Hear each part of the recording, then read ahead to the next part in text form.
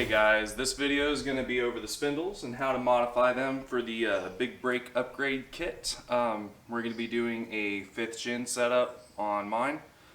So let's go ahead and get to it and show you guys how, not necessarily how it's done, but how I did it. Okay, this is all the stuff that I was using to do those spindles. These drill bits right here, I used a 5/16 and then I used a 3/8 and then I worked my way up to the 13/32 and made drilling that hole way easier. I also used a WD-40 as I was drilling to make sure that everything went down nice and smooth. Another thing you're going to want to do is work it back and forth. So instead of drilling straight down and like running my Milwaukee until it burned out, I just went back and forth over and over again until I was finally able to do that.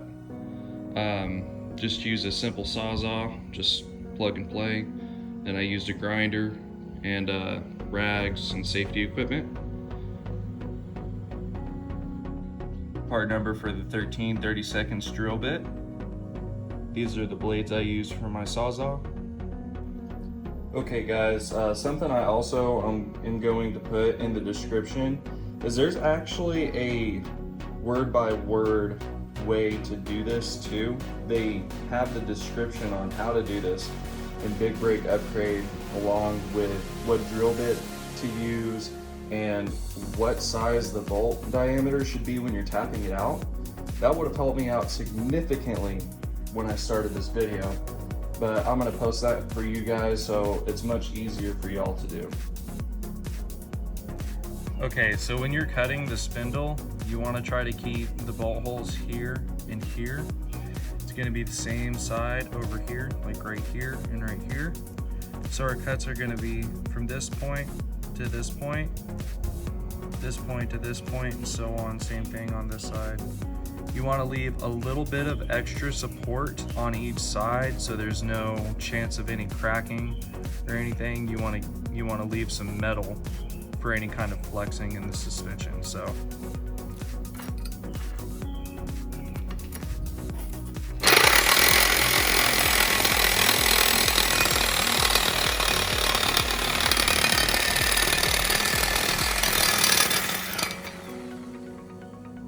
maybe we should find something more secure, find a better way to do it. Maybe toward it's front and center, but the only problem is if I do it this way, I don't want to ruin the threads. And it looks like that's the one way we're gonna have to do it. That way? Just leave it alone like that.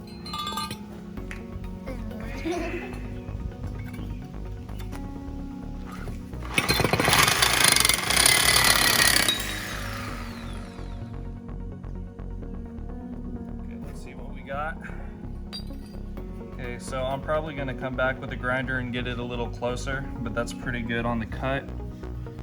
I'll probably round off some of these surfaces and get rid of any burrs that might cut me later on. Now we got to get this side right here. I don't know how well you guys can see. Yeah, right there.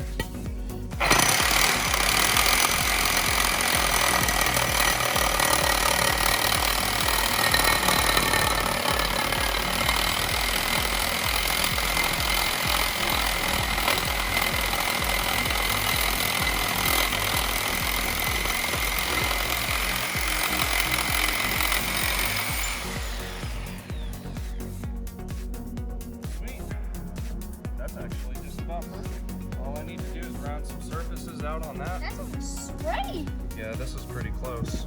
So if I just clean up the surface right there, that's a pretty clean cut. On this one, there's just a little bit more than I'd like right here, but that's about good too. Looks nice and straight. Okay, now I'm just gonna finish up the other side. Okay, so I got both of these bits off. You see how I have a little bit of room. I probably need to square, okay, yeah, I need to square this one away a little bit more to match this one. And then these edges need to be chiseled away a little bit more over on this side. So I'm just gonna take a grinder and kind of make them flush and make them pretty, so whenever I go back to put some paint to prevent rust on them, it'll be nice and clean. Okay, so one final overview of what I'm going to be grinding down. So if you can see, this edge right here is protruding upwards. So I'm going to flatten that out so I don't have any issues with the bracket for the brembo brakes. And then rounding off these edges over here. And then same thing, this isn't so bad, but this edge is coming out quite a bit more than I want. So I'm going to bring that back. And then I'm going to straighten this out as well, make it look a little bit nicer. And then maybe just straighten up this edge right here. Okay, so after doing a bit of research, you actually do have to cut these ears off right here and right here. So I'm gonna go ahead and do that really quick. And then we're gonna have to kind of clean it up to, you know, the same thing that we did when we cut the ears off of these pieces.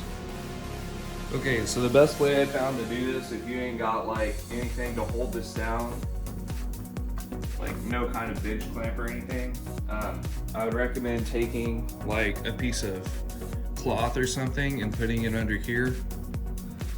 Putting this on the ground like so, and then just holding it in between your feet. That's how the news goes. Okay, so I kind of did a test run on this spindle because I didn't know exactly how it was gonna go. But basically what I had to do to make sure that these holes got drilled out right was I had to step up. So I did a 10/32 or a 5/16, and then I did a 12/32, which is like it's 3/8. So I went with a 5/16 and a 3/8, and Dad did that pretty well. The hole came out super smooth, super straight, and then this one actually doesn't go all the way through, so you got to watch out. Another thing you want to do whenever you're doing this is, I was wiggling it back and forth, not like this way, but I would come out of the hole and into the hole, and that would remove a lot of the access stuff that was getting in the way. So that's just something to keep in mind when you're doing this. Okay, so first things first, gonna lubricate.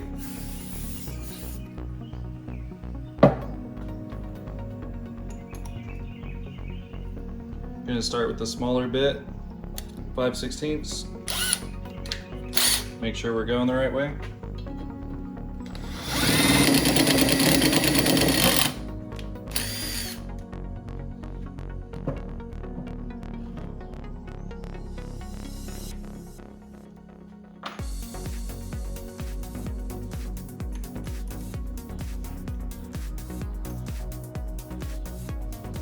Next step is going to be 3/8.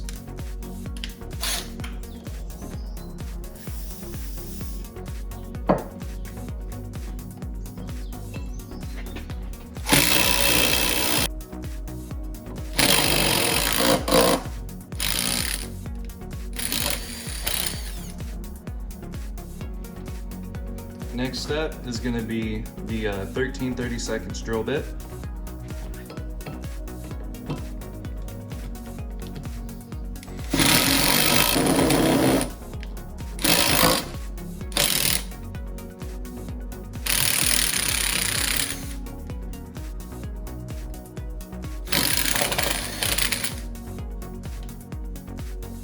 Okay, now for this one.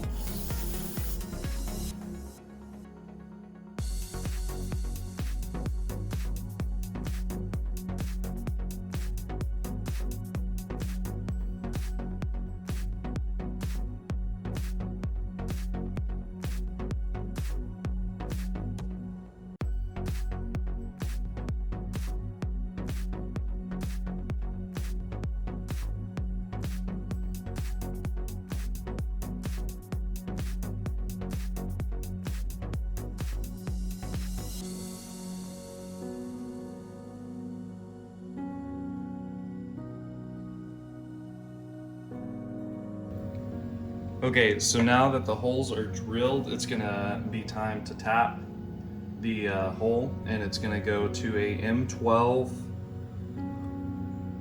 175.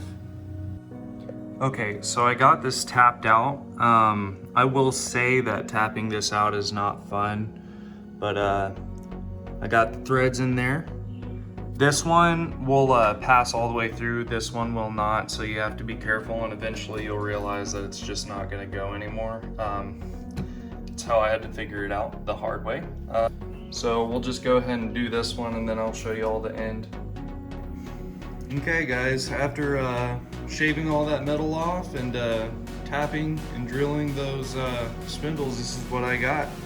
So after I paint this, it'll be good to install on the car, and then we can finish up the suspension. Okay guys, so I actually got the bracket in the mail today, so I just wanted to show you guys it fitted on there. This hole is actually not big enough just to accept the bolt because it's going to go in from the back side, which at first I panicked about because I thought for some reason it would cross thread,